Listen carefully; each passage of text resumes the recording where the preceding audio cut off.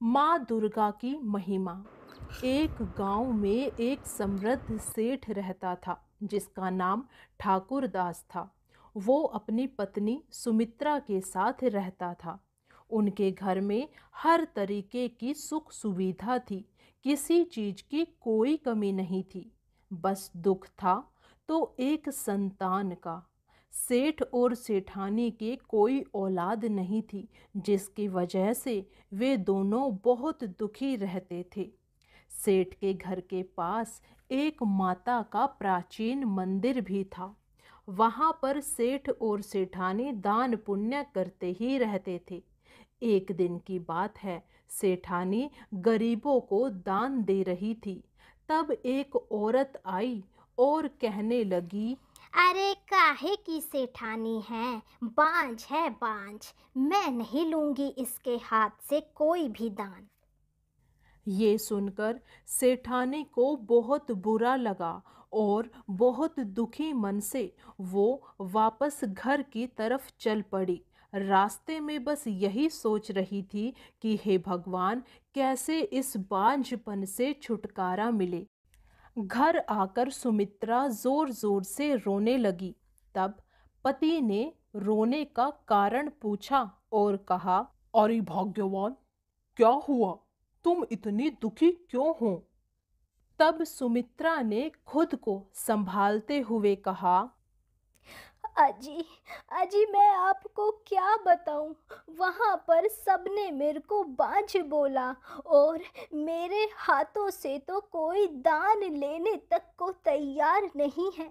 हमारे ही जीवन में औलाद का सुख क्यों नहीं है? बताइए, मैं कहाँ जाऊं, क्या करूं? आखिर इन सब में मेरी क्या गलती है? और इतना कहते कहते सुमित्रा फूट फूट कर रोने लगी। तब उसके पति ने उसे दिलासा देने की कोशिश की और कहा, अरे भाग्यवान, तुम चिंता मत करो। माता रानी हमारे साथ है और जरूर हमारी मदद करेगी।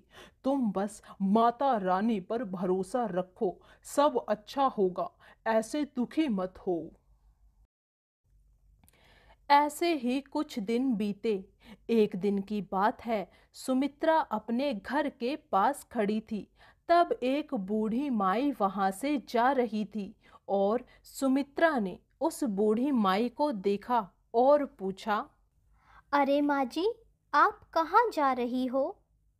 अरे बेटा, मैं तो बस पास के मंदिर में जा रही हूँ, माता रानी की पूजा करने। नवरात्रि चल रही है ना, बस उसी की पूजा करने जा रही हूँ। नवरात्रि की पूजा? वो कैसे होती है माँ जी? आप मुझे भी पूजन विधि बतलाइए। हाँ हाँ बेटा, क्यों नहीं, जरूर। चैत्र मास की नवरात्रि यानी कि 9 दिनों तक माँ दुर्गा की पूजा आस्था करते हैं और 9वें दिन कन्याओं को भोजन कराते हैं। ऐसा करने से माता रानी सबकी मनोकामना पूरी करती है। यदि तुम्हारी भी कोई मनोकामना है, तुम भी किसी चीज से दुखी हो, तो माता की शरण में जाओ। माता रानी तुम्हारी सारी मनोकामना पूर्ण करेगी बेटा। और इतना सब बताकर बूढ़ी माई मंदिर चली गई। जैसा कि बूढ़ी माई ने बताया था, सुमित्रा बस उसी के बारे में विचार करने लगी और घर आकर सो गई। तब सुमित्रा अगले दिन उठी और उसने सोचा, आज मैं भी माता का पूजन अवश्य करूंगी। क्या पता माता रानी की कृपा से ही सब अच्छा हो जाए। फिर क्या था, अगले दिन उठी और स्नान आदि कर माता की पूजन करने निकल पड़ी।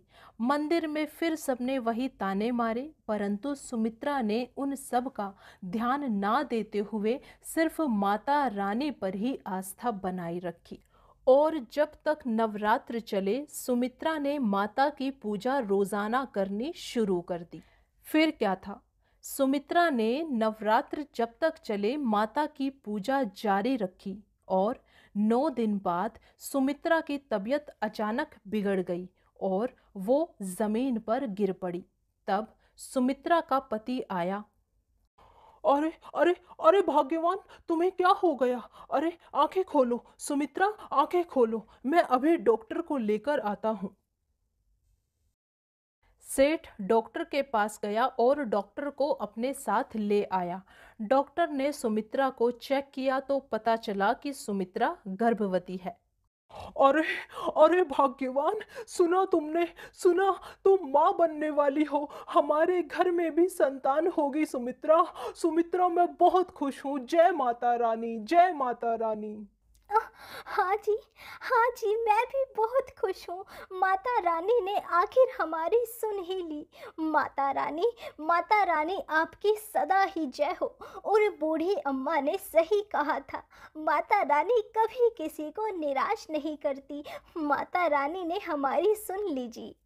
9 महीने के बाद सुमित्रा के यहाँ एक सुंदर पुत्र ने जन्म लिया और उनका घर भी बच्चे की किलकारी से गूंज उठा। सेठ सेठानी अब तो बहुत ज्यादा प्रसन्न थे। उन्होंने और ज्यादा दान पुण्य करना शुरू कर दिया और हर साल जब भी नवरात्र आते तो सेठ और सेठानी मिलकर माता रानी की पूजा अर्चना करते और उनका हमेशा धन्यवाद करते। बोलो जय माता रानी। हे माता रानी, सभी पर अपनी कृपा ऐसे ही बनाए रखना। यदि आपको ये कथा अच्छी लगी हो तो हमारे चैनल को सब्सक्राइब और वीडियो को लाइक ज़रूर करें। ऐसी ही कथाएं देखने के लिए बेल आइकन ज़रूर प्रेस करें ताकि जब भी हम कथा डालें सबसे पहले नोटिफिकेशन आपको मिले और आप कोई भी वीडियो मिस ना करें। जय माता रानी।